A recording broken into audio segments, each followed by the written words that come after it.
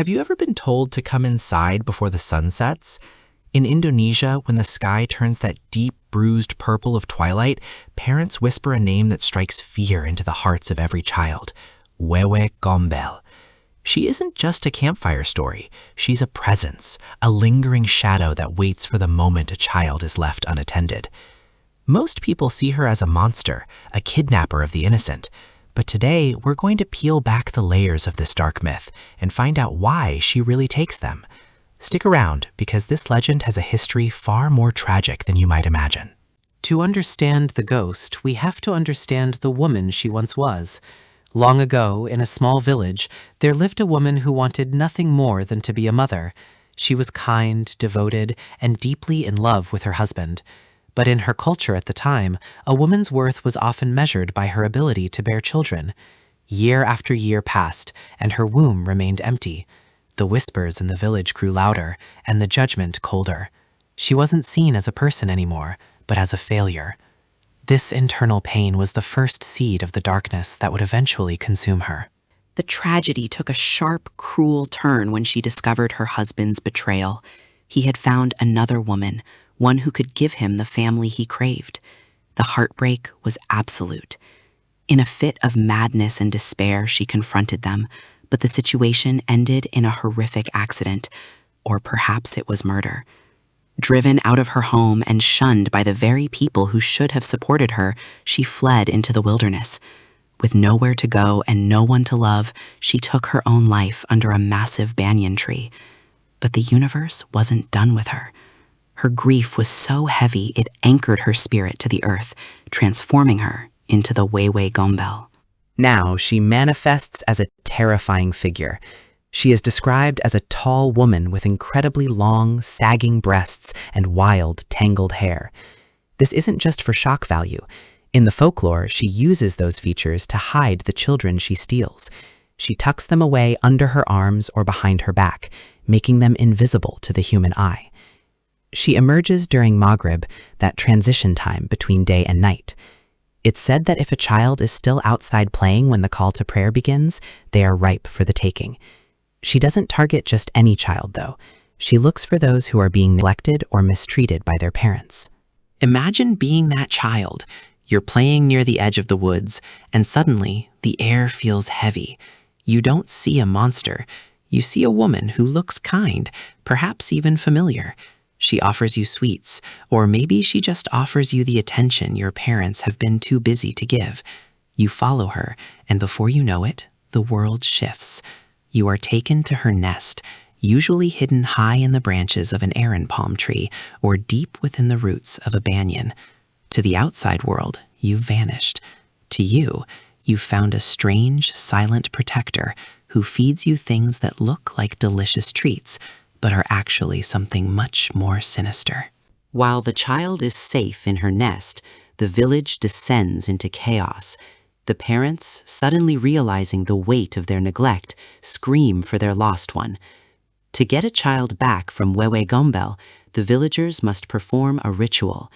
They march through the village beating on kitchen pans and drums, making as much noise as possible. This is called niru.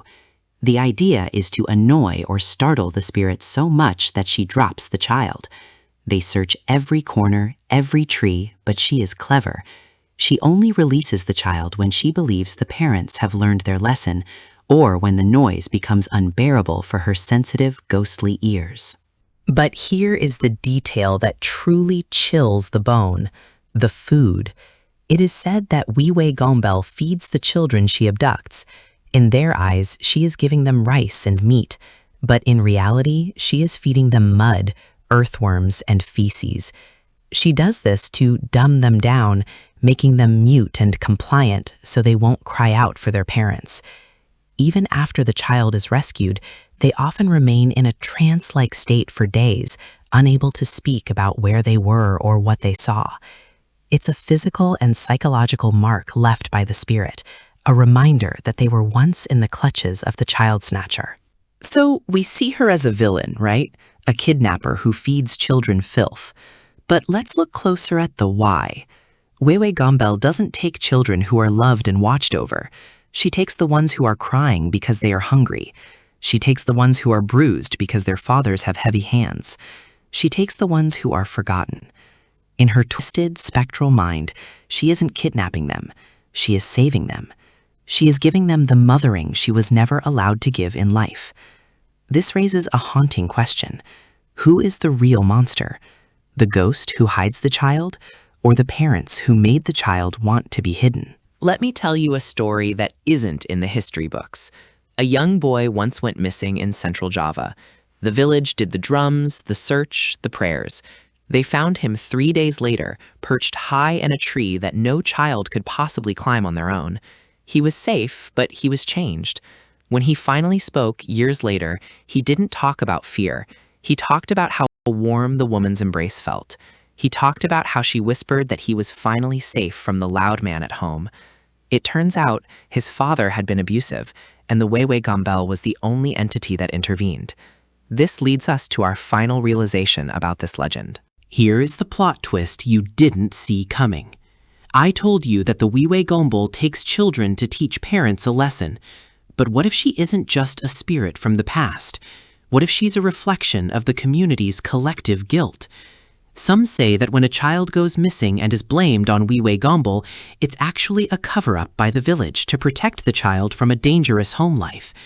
And as for me, I remember the smell of the damp earth and the feeling of those long, protective arms. I wasn't stolen. I was rescued. I'm the boy from that tree, and she's still out there, watching over those who have no one else. The legend of Wewe Gombel is a dark mirror held up to society. It's a story about the consequences of neglect and the enduring power of a mother's grief.